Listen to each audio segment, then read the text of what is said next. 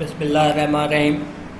अस्सलाम वालेकुम शागिर्द साथियों लर्निंग मैनेजमेंट सिस्टम में भलीकार पाण अॼोके हिन सबक में माइक्रोसॉफ्ट एक्सेल में नंबर के बारे में पढ़ंदासीं त नंबर की सेटिंग वग़ैरह कीअं कजे। शागिर्द साथियों अचो त वक़्तु विञाइण खां अॻु ई पाण हलूं था सबक की तरफ़। मां हिते कुझु नंबर लिखंदुसि।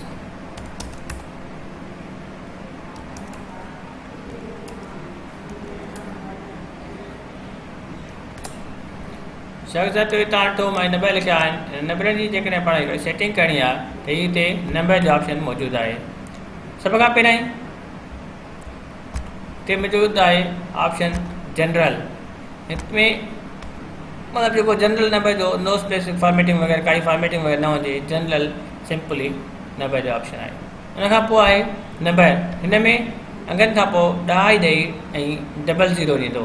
मां जॾहिं हिन क्लिक कंदुसि त 100 खां पोइ 10 ॾेई 00 ऑप्शन में अची वई।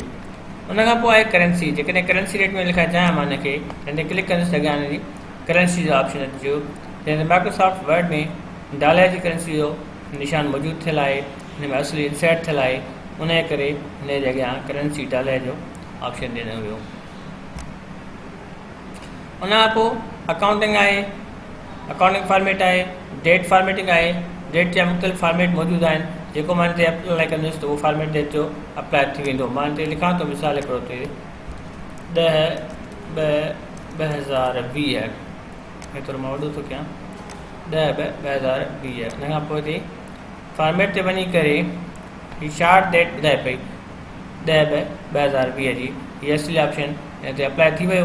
उन खां पोइ जेकॾहिं हिनखे मां लॉन्ग डेट ते क्लिक कंदुमि त लॉन्ग डेट जो फॉर्मेट हिते अप्लाई थी वेंदो। जेके हिनखे दोस्तो पाण कॉलम खे हिन जे विड्थ जे बराबरि करिणो आहे, जेका स्पेस आहे, त जंहिं वक़्तु तव्हां हिन वक़्तु 4 निशान एरो ॾिसी रहिया, ॿ पासे एरो आहे, ॿिनि पासे लकीर आहे, इहो निशान मौजूदु ठही अचे त पोइ तव्हां हिन ते डबल क्लिक कंदव। डबल क्लिक कंदव त ऑटोमेटिकली हिन जी साइज़ जेका आहे सा इंक्रीज़ थी वेंदी हिन कॉलम जी। उन खां पोइ तव्हां चओ हाणे डेट लिखी आयो फ्राइडे अक्टूबर 2020, मतिलबु अक्टूबर महीने जी 2 तारीख़ ते जुमे जो ॾींहुं हूंदो 2020 में।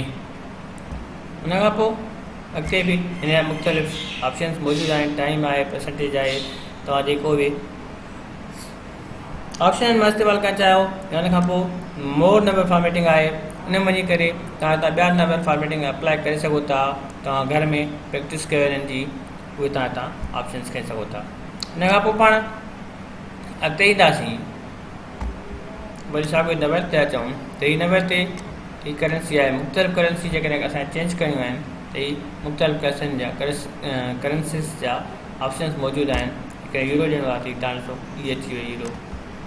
उन खां पोइ हीअ परसेंटेज जो ऑप्शन आहे। जेकॾहिं परसेंटेज जो ऑप्शन ते असां आखिरनि ते ॾियणु चाहियूं 15% त परसेंटेज अप्लाई थी वई। परसेंटेज खां पोइ जेकॾहिं असां हिन में कामा लॻाइणु चाहियूं त हिते कामा जो ऑप्शन मौजूदु आहे।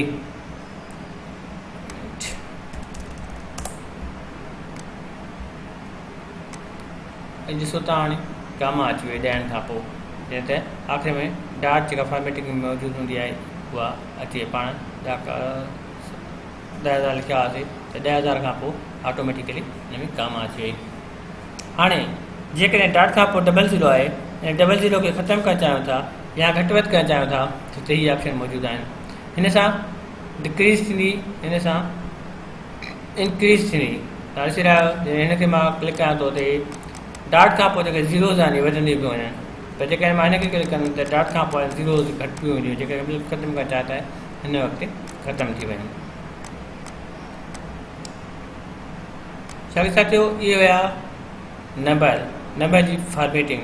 तव्हां अॼोके सबक में नंबर जी फॉर्मेटिंग जे बारे में पढ़ियो। उमेद थी कजे तव्हांखे ज़रूरु असां लेसन सम्झ में आयो हूंदो ऐं पाण मिलंदासीं अॻिते हिकु नए लेसन सां गॾु।